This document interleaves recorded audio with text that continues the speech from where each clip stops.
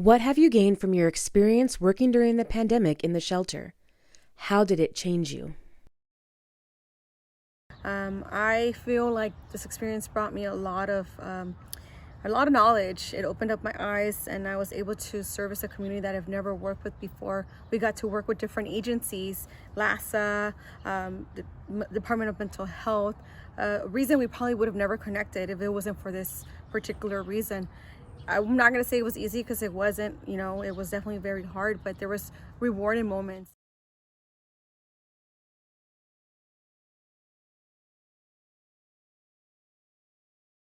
I think the one thing I truly gained is the appreciation for the homeless and what they have to go through.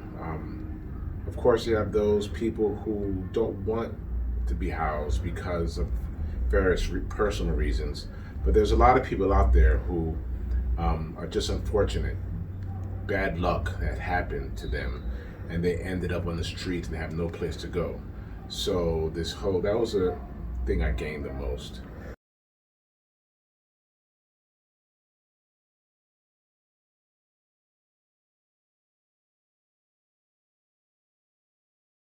What was the most challenging thing for you when answering the call to respond to this emergency? What has been the most rewarding aspect? The unknown.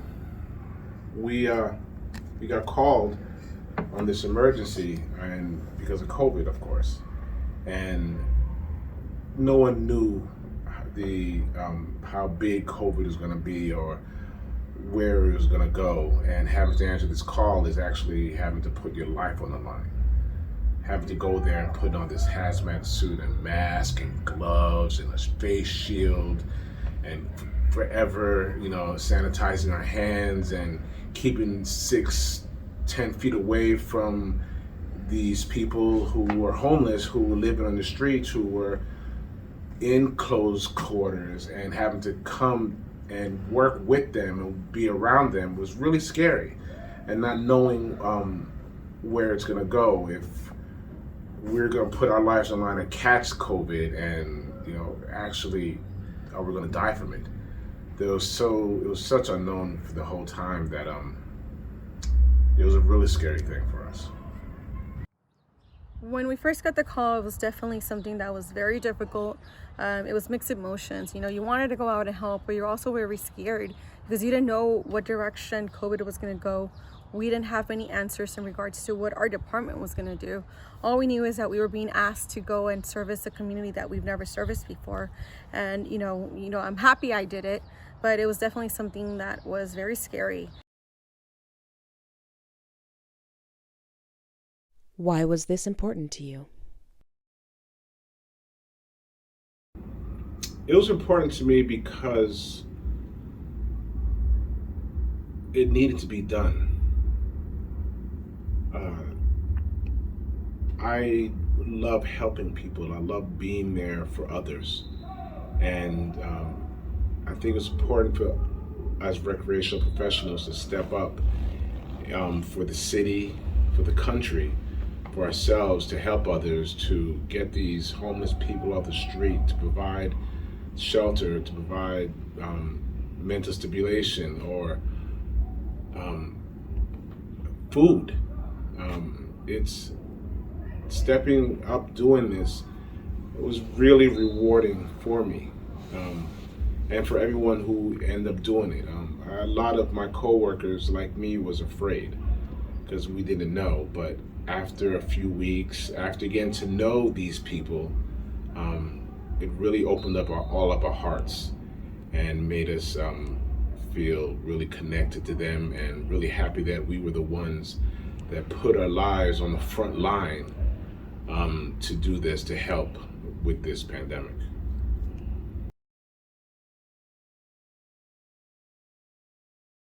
As a recreation professional, how has your experience as a shelter worker changed your perspective on the unhoused?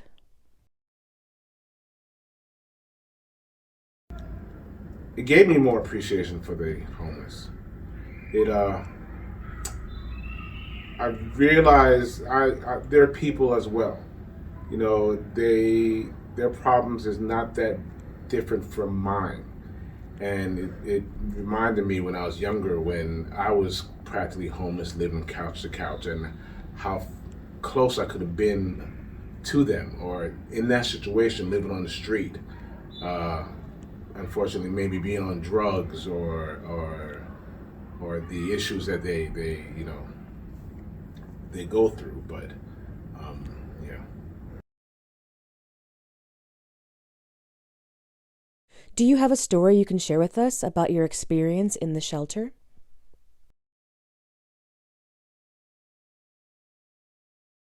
So when I got to the shelter, I was able to, as a shelter manager, just talk to the people that were there, the residents. I was able to communicate with one of the residents there, and just from my background, not really working in a shelter like that, it kind of just allowed me to get some of their stories and see where they're coming from.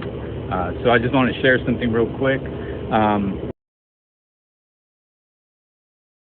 There was a gentleman there. He was a sous chef, so it's not your typical person who you consider someone experiencing homelessness. But he was working a part-time job. He was just couch surfing throughout the pandemic, trying to find housing, and luckily he was able to find housing at Westwood Recreation Center during the shelter. And just hearing his side of the story, and just kind of sharing with me that it was a great opportunity for him to start saving up some money, try to get back on his feet, and ultimately throughout the whole shelter he saved enough money where he was able to actually get an apartment, and eventually his part-time job led to a full-time job. There was a man who ended up coming into this shelter that I was working in, and I think a few days before the pandemic hit, he was traveling from Texas to Washington State to go live with his son. He had all his belongings. His car broke down, and it got towed, and he didn't have any money, and everything was taken. He lost communication because he lost his phone, and he didn't know his son's phone number or address or anything, and he was so scared, and he didn't know what he could do. We were able to connect him with the Department of Mental Health. We did some personal research to try to find some information about his son, and we ended up reconnecting them. And he was a 70-year-old man who really didn't have a thing on him, and he just wanted to find his son. And we helped him connect and find his son. So that was a really rewarding thing. This gentleman who was staying at our shelter came in and stayed to himself for the most of the part, but started warming up to us and started getting very comfortable and started opening up about his life. He mentioned that he had been in jail and he had a 4-year-old son in a different state, and he really wanted to get his life together, and he was taking advantage of every services that was provided on site. He mentioned he wanted to get an education, so we helped him enroll in Santa Monica College and was taking classes virtually while being at the shelter. He needed a job. We connected him to the right people, and he started working in downtown and cleaning up Skid Row and doing everything that he possibly could to ensure that he got his life in order. He definitely put a lot of work and effort into everything that he was doing, and we continuously would cheer him on and check in on him. We would have like those daily meetings where it was like, how's it going, how are you? And I think those conversations really helped them and pushed them do what he wanted to do. The last day that he was there, we actually were so happy for him because he was doing exactly what he said he was going to do, which was get a job, which he did, continue towards his education, which he was doing, and get a home. He got a home. And when he left, it was bittersweet because we were very happy to see him, do what he wanted to do, but it was sad because, he basically became part of our daily lives.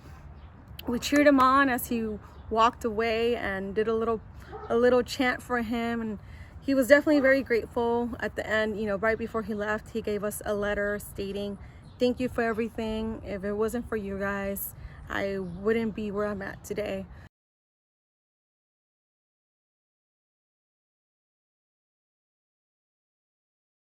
In the height of the pandemic, what was going through your brain being assigned to a shelter while everyone else was asked to stay home and social distance?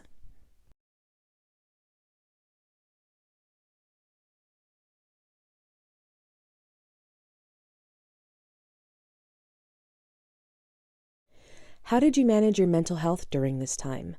What helped you cope?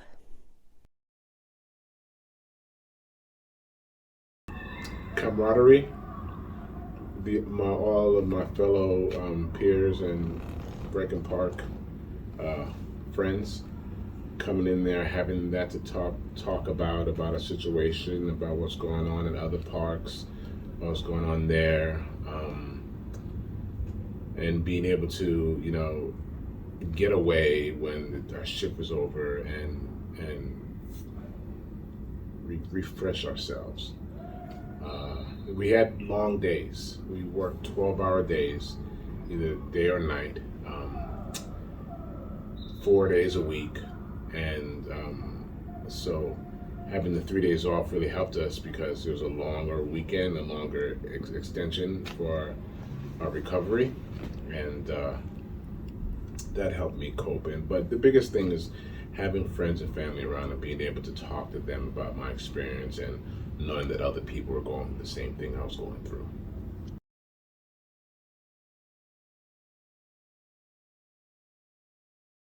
During this time, did you have that connection with people? Were you able to, have that camaraderie in person, or was it virtually? Or No, was it in person. Yeah. Especially, we have our family at this time that we were around all the time, staying with, and we couldn't go anywhere. But we were able to get away from being trapped inside a house, going to the park, and being around our co-workers and our friends, and eventually being around the shelters, the homeless people that were there, that needed conversation, and learn a lot about. Like, that's how I was able to learn a lot about these people, about who they were, where they came from.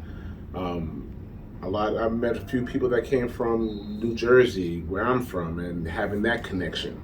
So I think there are people out there who were sheltered for 6 months, for a year, who were going crazy and mad because they didn't have that communication, they didn't have that contact, and we had that. And it really helped me stay sane,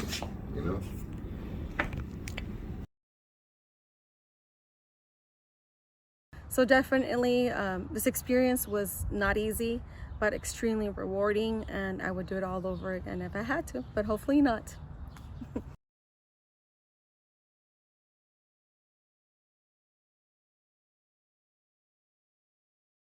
Yeah, at first I was at Central, and then I was at Rancho when it closed down a little bit at the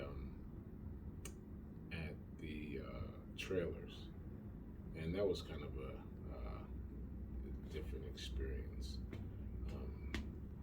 These homeless people lived in luxury when they were in the trailers. Those trailers were hooked up, and they were living in luxury. So that was a good, funny, great experience living out there. And it was easier to deal with the residents when it came to the trailers, because everyone had their own space. Now in the shelters, they were in a gym that was housed, that had like 40, 50 beds. They were on top of each other. You got personalities, then they built relationships, and like I said, drugs came into play. People thought things were getting stolen, threatened each other, so because they're on top of each other, it was hard to go through.